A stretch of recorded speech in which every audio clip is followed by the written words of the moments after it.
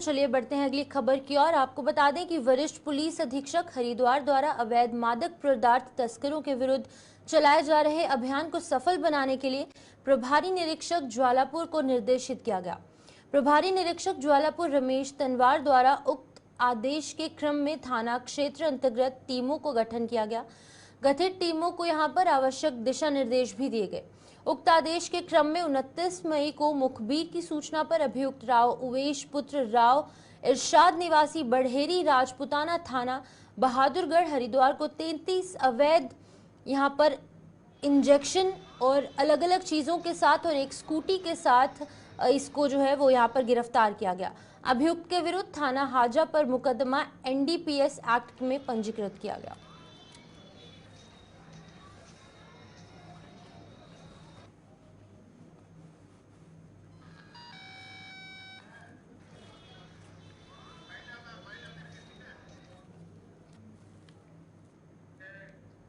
तो चलिए इस बुलेटिन में इतना ही। मुझे दीजिए इजाजत और आप जुड़े रहिए गुलिस्तान न्यूज के साथ।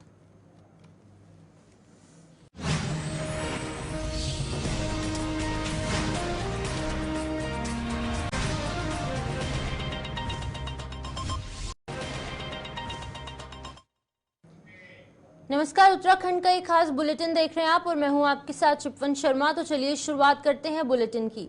देश के उपराष्ट्रपति जगदीप धनखड़ पंतनगर एयरपोर्ट पहुंचे, जहां उन्होंने उत्तराखंड के राज्यपाल और विवि के कुलाधिपति लेफ्टिनेंट जनरल गुरमीत सिंह तथा कुलपति डॉक्टर मनमोहन सिंह चौहान, जिलाधिकारी उदयराज सिंह ने उपराष्ट्रपति का स्वागत किया। उसके उपरांत उपराष्ट्रपति तराई भवन पहुंचे, जहां पर उन्होंने अपनी धर्मपत्नी डॉक्टर सुदेश धनखड़ के साथ चंदन का पौधारोपण किया।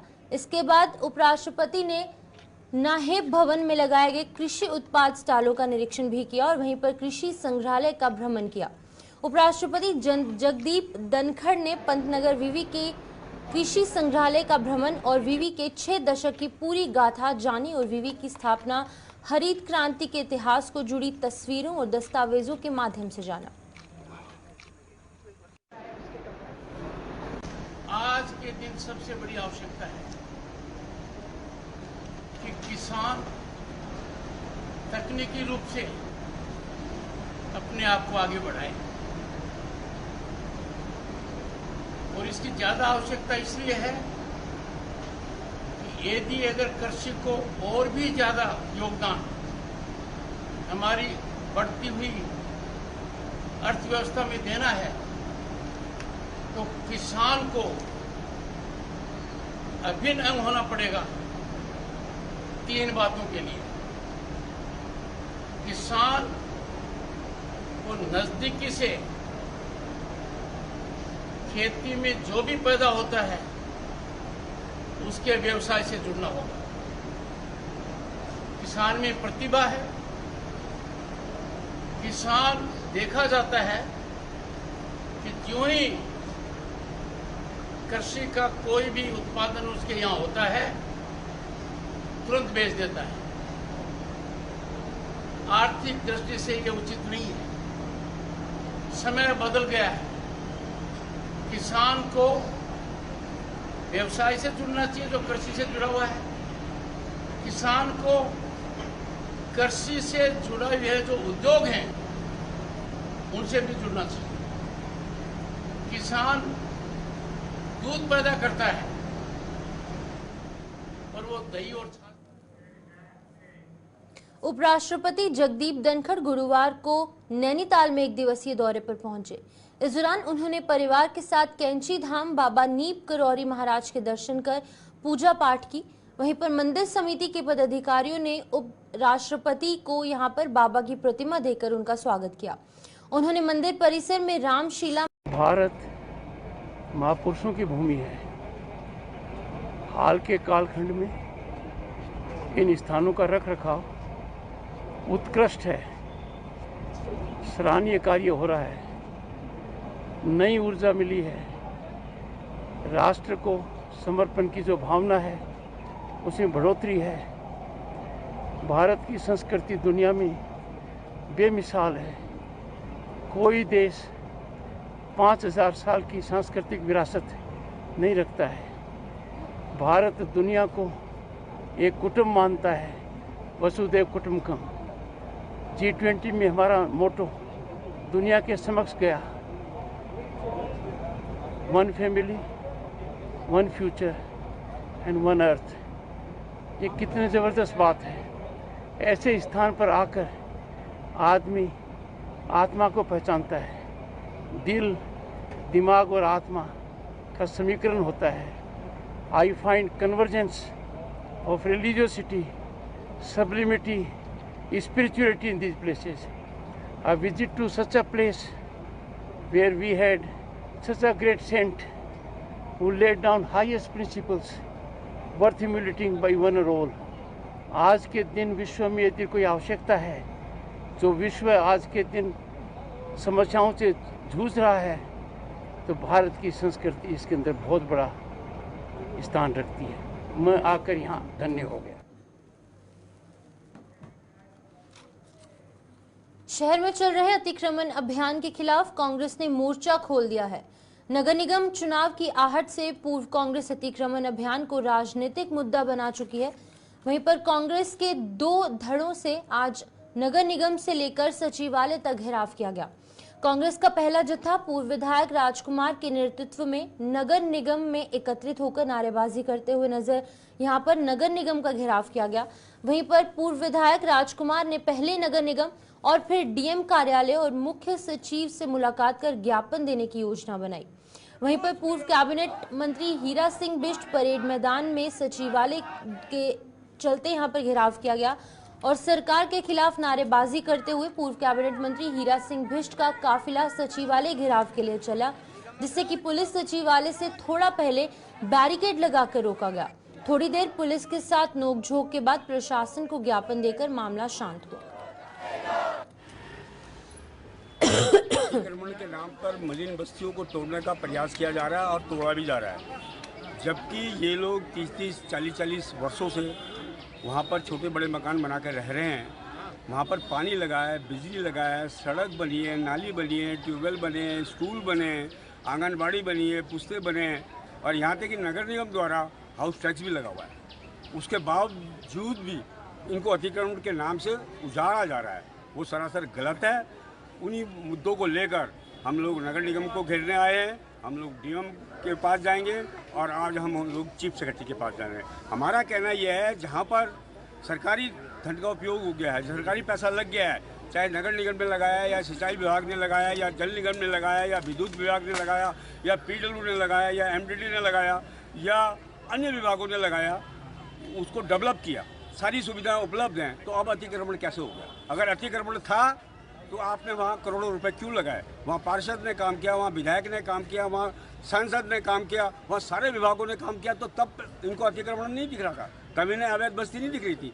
आज इन्हें अवैध बस्ती दिख रही है कि इन गरीब लोगों को तोड़ो। और आपने देखा होगा नगर निगम के जितने भी नाले बड़े बड़े लोगों ने घेर रखे हैं, उनको कोई कुछ नहीं कह रहा, सिर्फ एक गरीब आदमी पे डंडा चल रहा है। ये सरासर गलत है, ये हम होने नहीं देंगे और हम इनका घेराव करेंगे, लगातार इनका घेराव करते रहेंगे। मुख्य मांग यही है कि जो गरीबों को उजाड़ने की बात की कि 16 के बाद के बसे लोग हैं, 16 से पहले वाले हैं, ये मानक कहाँ से तय कर दिया?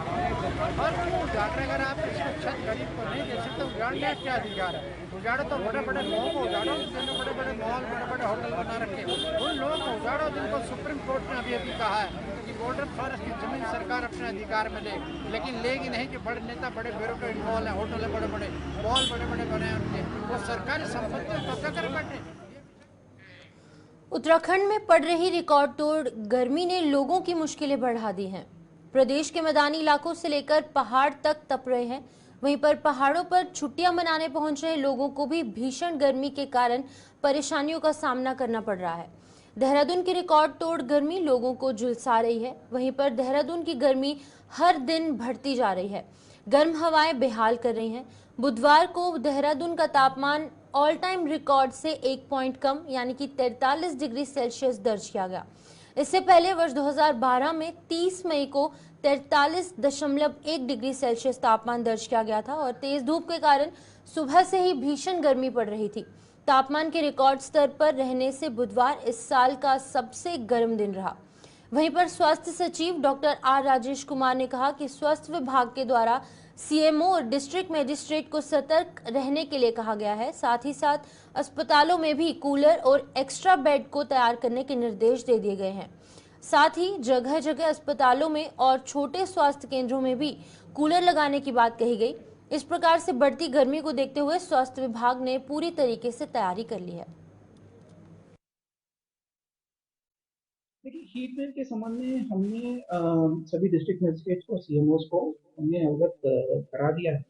और जहाँ तक हॉस्पिटल्स का सवाल है, हमने प्रॉपरली डेजिग्नेट करने के लिए कहा है कुछ शेड एरियाज, जहाँ पे अगर कोई ऐसा पेशेंट इमीडिएटली पाया जाता है तो इमीडिएटली हम उसको वहाँ पे ले जाएं। और हर जगह पे कूलर्स और पानी की व्यवस्था निश्चित करने के लिए हमने कहा है। और कुछ बेड्स भी हमने डेजिग्नेट करने के लिए कहा है हॉस्पिटल्स को, ताकि इमीडिएटली उनका ट्रीटमेंट, उपचार हम लोग त्वरित करें। इन दिनों रिकॉर्ड तोड़ पड़ रही इस गर्मी ने आम जनमानस का जीना मुहाल किया है। शहरों की ज्यादा गर्मी से निजात पाने के लिए कुमाऊं पहुंच रहे पर्यटकों का कहना है कि यहां के तापमान को देखते हुए अनुमान नहीं लगाया था कि यहां भी गर्मी का इस कदर पसीने जो है वो छुड़ा देगी। यहाँ के बड़े तापमान ने गर्मियों की छुट्टियों का मजा किरकिरा कर दिया।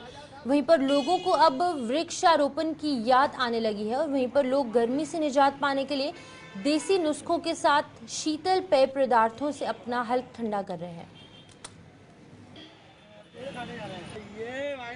कुमाऊं मंडल में ये पहाड़ी क्षेत्र है, इसमें गर्मी के बहुत ही कम चांसेस थे। वो क्या कहते हैं, सूरत जो पहले आज से 50 साल जो गर्मी थी वही गर्मी अभी भी है सूरत में।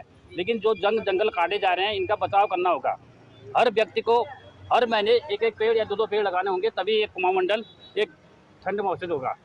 बहुत ज़्यादा हम लोग एक्सपेक्ट करते थे मिनिमम होगा 18-20 बस, मगर यहाँ तो सुनने में आ रहा 40 तक है। तो वेदर तो यहाँ का बहुत ज़्यादा है। तो अभी हम लोग दोराट जा रहे हैं देखने के लिए, वहाँ वेदर कैसा रहेगा। तो जस्ट अभी हम लोग रुके थे यहीं पर ही हल्द्वानी घूमने के लिए। नहीं अभी आ रहे हैं। घुटने में हमारा लता। ठंडी मौसम होगा यहाँ पे तो एटलीस्ट ज़रूरत नहीं होगी हमें किसी भी चीज़ की, एसी की, but AC is must here. And अभी द्वारहाट जा रहे हैं, पीपल आर टेलिंग दैट वहाँ पे थोड़ा ठंडा होगा, so we are really okay कि वहाँ पे ठंडा होगा कि नहीं। बट यहाँ के लोकल्स बता रहे हैं कि इस बार रिकॉर्ड तोड़ गर्मी हुई है। आफ्टर 67 ईयर्स इतना टेम्परेचर गया है। So I think it's rare for localites as well, not only for tourist. तापमान बढ़ रहा है, कहीं भी पेड़ हो हम छाया पर रुक सकते हैं। मिनट में पानी चाहिए, उसने कहा ठंडा चाहिए। कहीं भी घर से निकलते हैं तो बहुत ज़्यादा गर्मी है भैया। यहाँ तो हल्द्वानी में तो बहुत ज़्यादा हो रही है। अभी मैं 9 बजे से निकली हूँ, हॉस्पिटल से आ रही हूँ। अभी इतनी गर्मी है ना, तो ऑटो भी नहीं रुक रहा है कि ऑटो भी फुल है, कहीं जाने का भी नहीं हो पा रहा है। धूप में खड़ा होना पड़ा है जगह जगह, तो कहीं पर पेड़ है नहीं, कट गए हैं पेड़। क्या नाम आपका? भावना मेहता। पेड़ यहाँ पे हमारे बहुत कट जा रहे हैं और हवा ज़्यादा कम मिलती है हम लोगों को यहाँ पे, और बहुत ज़्यादा गर्मी भी बहुत ज़्यादा बढ़ गई है। तापमान बात कर, तापमान कितना डिग्री हो रहा है और कैसे आप लोग आज बोल पा रहे हैं? जी तापमान तो आजकल 69 हो रहा है आजकल, और गर्मी तो बहुत ज़्यादा बढ़ गई है कि कुछ कह नहीं सकते हैं। क्योंकि देखिए यार, ठंडे ठंडे पानी, ठंडे गोली की ज़रूरत भी बहुत है, क्योंकि इतना गर्मी में चला भी नहीं जा रहा है बिल्कुल, इतना तापमान हो रहा है। क्या नाम है आपका? मेरा नाम नेहा। रात्रि के समय उत्तरकाशी जिला और मुख्यालय के समीप वनों में भयंकर आग का प्रकोप देखने को मिला, जहां एक तरफ यात्रा चरम पर है, साथ ही गर्मी से भी कोई निजात नहीं मिल पा रही। उसके उलट यहां पर कल रात्रि को मुख्यालय और उसके आसपास के जंगलों में अग्नि वर्षा देखने को मिली, जिससे कि यहां पर रेडी टॉप से लेकर अन्य जगहों पर उत्तरकाशी के जंगलों में आग का प्रकोप देखने को मिला। कल मुख्यालय के समीप जितने भी गांव और कस्बे दिख रहे थे, उनके सामने वनों में आग का प्रकोप देखने को मिला, जिसमें कि मालती, बंदरकोट, चौरंगी और मुख्यालय के समीप गुफियारा और अन्य जगहों में यहाँ पर इसका काफी असर देखने को मिला, जहाँ पर बढ़ती आग को देखकर जनता काफी चिंतित दिखी। आग को नियंत्रण करने के लिए QTR, NDRF, SDRF, fire brigade और वन विभाग की टीमों ने जल्द कार्यवाही करते हुए काफी हद तक आग को कस्बे में आने से रोका।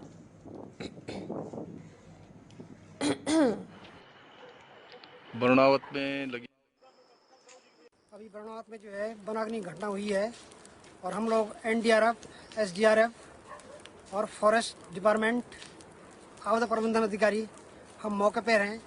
ज़्यादा स्लोपी होने के कारण जो हमें दिक्कत हो रही है आग बुझाने में, लेकिन काफ़ी कुछ कंट्रोल कर लिया हमने। Thank you.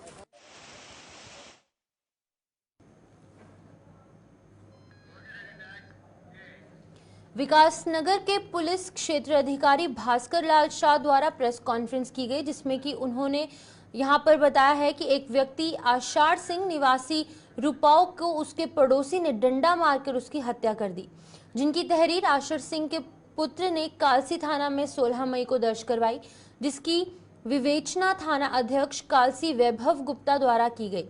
इसमें कि हरिया नाम के व्यक्ति को उसके पड़ोसी ने लकड़ी के डंडे से मारकर उसकी हत्या कर दी। वहीं पर अभियुक्त हरिया को पुलिस ने डाक पत्थर लखवाड़ कॉलोनी से गिरफ्तार कर लिया और उसको जिला कारागार सुदवाला भेज दिया गया है। वहीं पर विवेचना में पाया गया था कि हरिया की पत्नी के साथ आषाढ़ सिंह दुष्कर्म करने की कोशिश कर रहा था, जिस क्रम में हरिया ने आषाढ़ सिंह को मौत के घाट उतार दिया।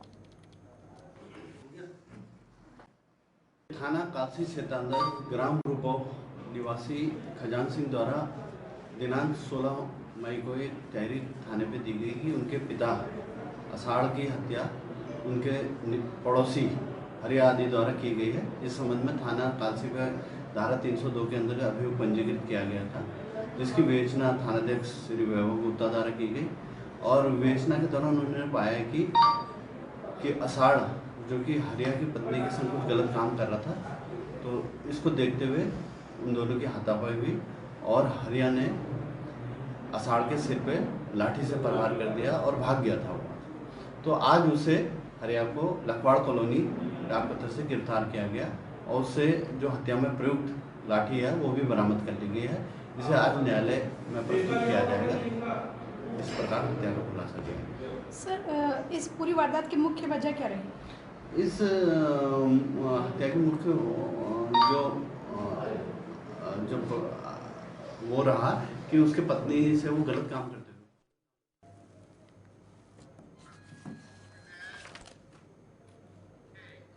थाना शामपुर में बीती 28 मई को ज्योति वर्मा निवासी ग्राम गाजीवाला थाना शामपुर हरिद्वार द्वारा अज्ञात व्यक्तियों के खिलाफ चोरी का मुकदमा पंजीकृत करवाया गया। घटना के खुलासे हेतु गठित टीम द्वारा घटनास्थल के आसपास लगे सीसीटीवी फुटेज चेक कर गहन सुरागरसी पताजगी करते हुए चेकिंग के दौरान तिरछा पुल कांगड़ी के पास यहां पर 3 अभियुक्तों दानिश जावेद और शोएब को घटना में प्रयुक्त बाइक और चोरी के 100% माल के साथ पुलिस द्वारा दबोच लिया गया।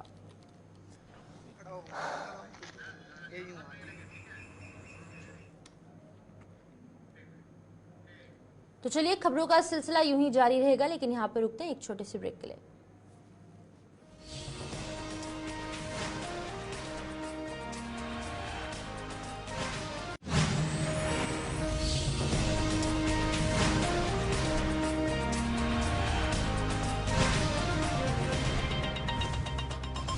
रोहन कहाँ है? मुसीबत में है।